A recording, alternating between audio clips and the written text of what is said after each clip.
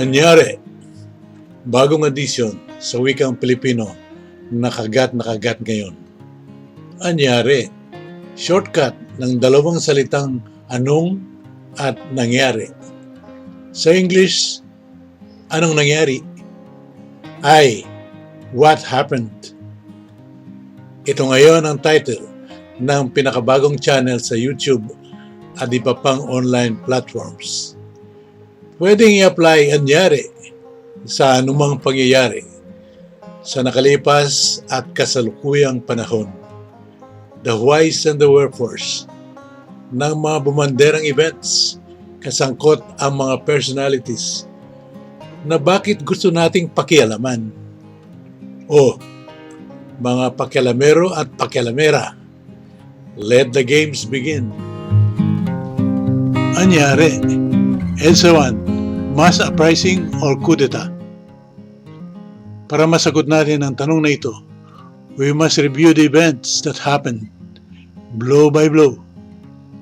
Ito ngayon ang timeline kung anyari. November 3, 1985. Dahil sa assassination ng opposition leader na si Ninoy Aquino at acquittal ng mga akusadong General Fabian Ver et al. At mga walang tigil na indignation rallies na nagpabulusok sa kanyang popularidad, napilitan si Marcos na tumawag ng snap election na magpapaganda ng kanyang public image here and abroad, lalong-lalo na sa mapanghimasok na Amerika. Ang special election ay tinakda sa February 7, 1986. Dito sa kaliwa, ang image ng announcement by Marcos of snap election in the show this week with David Brinkley on ABC TV America. Dito naman sa kanan, image ng typical protest prayer rally along Ayala Avenue led by Ninoy Aquino's brother Boots. December 11, 1985. Matapos mabigong magkasundo ang opposition leaders Salvador Laurel at Corazon Aquino 3 days ago, nagkasundo rin sila at nakapag-register ng kanilang kandidatura, Cory as President and Doy as Vice President 15 minutes before the COMELEC deadline. December 19, 1985. Simula ng madugong kampanya. Ito ang mga images. Still brandishing his not-so-secret weapon, Imelda, Marcos gets extra help from his ex-foreign minister and now vice presidential candidate, the legendary Arturo Tolentino. Ito yung picture naman sa bandang kanan. In the tradition of Pinoy necropolitics, Doy Laurel gives up his presidential ambition in favor of Cory, widow of the assassinated opposition leader Ninoy Aquino. Cory hates election fraud, calls for civil disobedience. February 16, 1986. Winning clergy and popular support. Cory Aquino denounces election fraud and ignores batasan proclamation of Marcos as winner. Katakot-takot ang taong dumalo sa kanyang protest rally na kinantahan ni Freddy Aguilar ng Bayan Ko at ni Corita ng Laban Na, sigaw ni Cory Aquino. Nationwide protest, civil disobedience, at boycott ng crony products and newspapers. Nanawagan siya sa mga tao sa programang Tinig ng Bayan sa Radyo Veritas at Radyo Bandido, anchored by Jose Mari Velez. Ang broadcaster si June Kisley ni-revive ang Magsaysay Mambo na hit song noong 1953 election time. February 20, 1986. Tanks moved into Malacanang compound, followed by a battalion of Marines. Utos ito ni General Fabian Ber, Chief of Staff of the Armed Forces of the Philippines, dahil sa sunod-sunod na intelligence reports ng isang pinaplansyang kudeta kasama ng assassination plot kina President Marcos at First Lady Imelda. COUP plan aborted. Enrile Dixon EDSA camp. February 22, 1986. Naku po, inaresto ang security detail ni Trade Minister Ongpin. Meron palang Ramboys dito na kumantang susugod ang coup plotters sa Malacanang alas 2 ng umaga mamaya. Inihahanda na ni Defense Minister Enrile ang speech bilang puno ng civilian military junta ng isang revolutionary government nang biglang mag-report si Colonel Honasan na bulyaso ang coup at aarestuhin lahat ng kasangkot dito. Gumuho ang plano ni Enrile at para makaligtas sa parating na aresto at kamatayan ay maglalasistan siya sa Camp Aguinaldo. Kasama ni General Fidel Ramos, AFP Vice Chief of Staff at Hepe ng Integrated National Police na nawalan na rin ng bilib sa kanyang pinsang si President Marcos.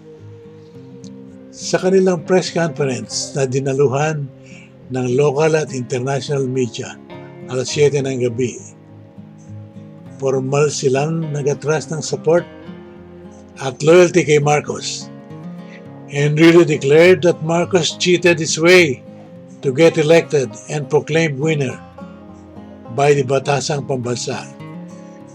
Pero alam niya na si Cory Aquino ang tunay na panalo sa February 7 snap elections. Marcos goes on TV. We're in control. February 22, 1986. President Marcos presents captured putschist Captain Ricardo Morales of the First Lady's security detail at 10:30 p.m. and Major Saulito Aramin later at 1 a.m. February 23. They read their confessions on their participation in the aborted Malacanang coup d'etat, supposed to have been done after midnight of February 22nd. Anyare at nakialam ang simbahan. February 22, 1986. Morituri, meaning those who are about to die. In this case, Johnny Ponce Enrile and company are asking for help.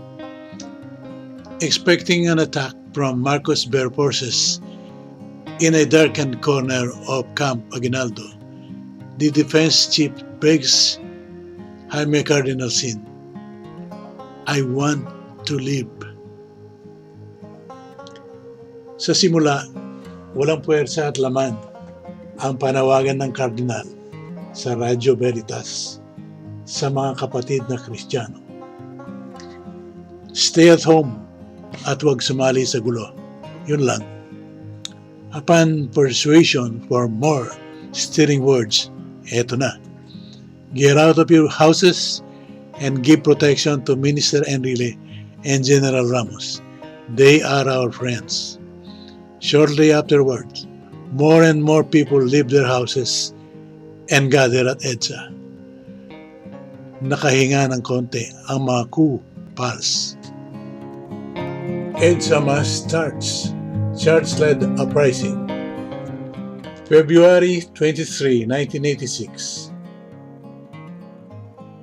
Suffering from a serious renal condition, President Marcos can't activate Metro Police Generals Prospero Olivas and Alfredo Lim to disperse a growing crowd on EDSA because both are proteges of mutineer Fidel Ramos. Samantala, sina Cardinal Sin at Butch Aquino, tawag lang through Radio Veritas, dagsa na ang mga tao sa Camp Crame. May dala pang pagkain para sa mga rebeldeng sundalo. Marcos to Bear. Disperse, but don't shoot. February 24, 1986. Marcos shoots down General Bear's urgent plea to shoot at swelling crowds on EDSA. Anyare, huli na ang lahat. Ang EDSA, di na madaan ng tangke. Marcos o Cory, sino ang tunay na presidente? February 25, 1986, 10:46 a.m. Si Corazon Cojuangco Aquino ay masayang nanumpa bilang Pangulo ng Pilipinas kay Supreme Court Justice Claudio Tihanqui sa Club Filipino. Principal witness si Mrs. Aurora Aquino, ina ng assassinated opposition leader Ninoy Aquino. Samantala, February 25, 1986, 11:45 a.m. Maski na patalsik ng EDSA uprising, may legal na karapatan si Marcos na manumpa bilang halal na presidente ng Pilipinas. Ginanap sa Malacanang kay Supreme Court Chief Justice Ramon Aquino sa harap ng pamilyang Marcos, cabinet members at iba pa. Ang sagot sa tanong sa itaas, ang nanalong presidente ay si Marcos at siya ay pinroklaman ng batasang pambansa. Nandaya, may proseso pa para patunayan. Si Cory ay iniluklok ng isang kudeta na ikinasa ina Enrile at mga Ramboys sa pangunguna ni Gringo Honasan. Masiti ang ambisyon ni Enrile na maging number 1 sa bansa pagkatapos ni Marcos. Ngunit sagabal sa kanya si Imelda at Ver na alam niyang choices ni Marcos para mag-succeed sa kanya. Si Ramos ay sumama sa kanya sa COUP dahil sa hindi niya malunok si Ver o kaya dahil siya ay West Pointer na maka-Amerika. Actually, ang pagsasanib ng puwersa ng dalawang grupong ito ay talagang gamitan lamang. Nang si Enrile ay masukol sa kanyang balak na kudeta, nagmakaawas siya sa Koreistang si Cardinal Sin na siya'y sagipin sa tiyak na kamatayan. Si Cory na nakakaalam ng balak ni Enrile ay nakisama dito upang pabagsakin si Marcos para sa kanyang sariling ambisyon. Si Marcos ay pinahamak ng kanyang overconfidence na mangingibabaw ang kanyang katalinuhan sa politika at lahat ng bagay na nagbunga ng malalaking proyektong nagpaunlad sa bayan na tuloy ang pagtitiwala sa kanya. Kaya lang, siya noon ay may malubhang karamdaman at mahina na ang katawan. Hindi katakataka na biglang lumitaw ang mga taong gustong pumalit sa kanya. Anyare, propaganda, bossing. I think you should cut now and cut cleanly, sabi ni Senator Paul Laxalt, agent of President Reagan. Pakisabi kay President Marcos, panahon na bumaba na siya sa kanyang pwesto. Ganun ba yun? Nadidiktahan tayo ng Amerika sa pamamalakad sa ating bansa. Ang sabi ni Rizal, sa bayang walang nagpapaalipin ay walang mang-aalipin. Tama. Kaya lang, katapos ng mahigit 500 years, wala nang sakupin tayo ng mga puti, ay hindi pa rin natin kayang lagutin ang tanikalang iginapos sa atin ng mga Kastila at Amerikano. Kinaya ba ito ni Marcos?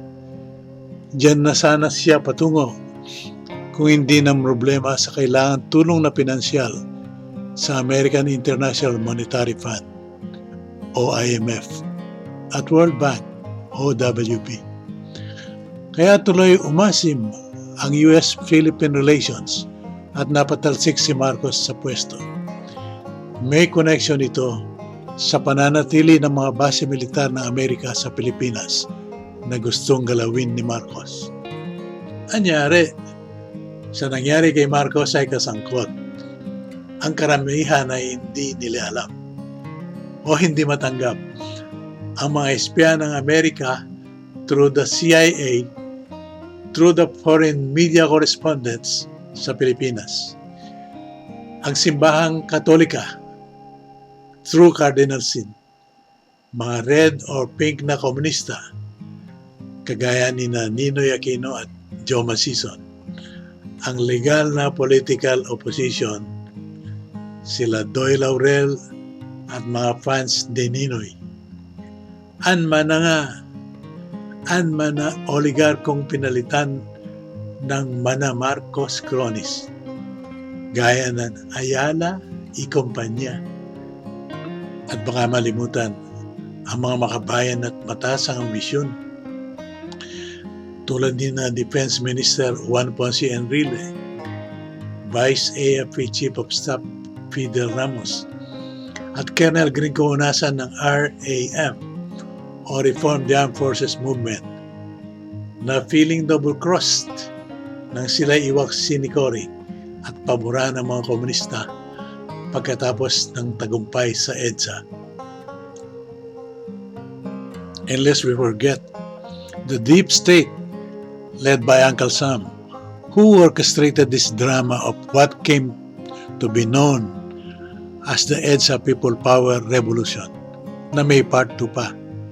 Remember too, the almost forgotten words of retiring President Dwight D. Eisenhower addressed to us, naive people of the world. Beware of the military-industrial complex. Since those unromantic words, have we pondered on these very relevant questions? Who masterminded the assassination of Ninoy Aquino? Who persuaded Marcos to call for a snap election in 1986 ahead of the scheduled one in 1987? Is it true the expensive PR-savvy U.S. firm Sawyer Miller Group, tagged by Newsweek as the Starbucks of local politics, was hired to direct the Cory Aquino campaign in the snap elections? Was political strategist Mark Malloch Brown, later founder of Smartmatic on behalf of George Soros, Cory's real campaign manager and the brains behind the negative propaganda like Marcos corrupt, Marcos dictator? Who created and pushed for the massive drive to demonize Marcos and Imelda here and abroad? Who initiated branding Marcos as the world's biggest thief in Guinness Book of Records? Who really designed and executed the events that climax in the so-called EDSA People Power Revolution? Who has bankrolled the everlasting anti-Marcos propaganda in mainstream social media and even non-media? Is the Marcos gold, revealed as authentic by former World Bank executive Karen Hudes and documented as true and real by Imelda Marcos, being held captive by the deep state cabal? At yan ang EDSA People Power Revolution. Abangan ang next episode and please follow, like, share, and subscribe.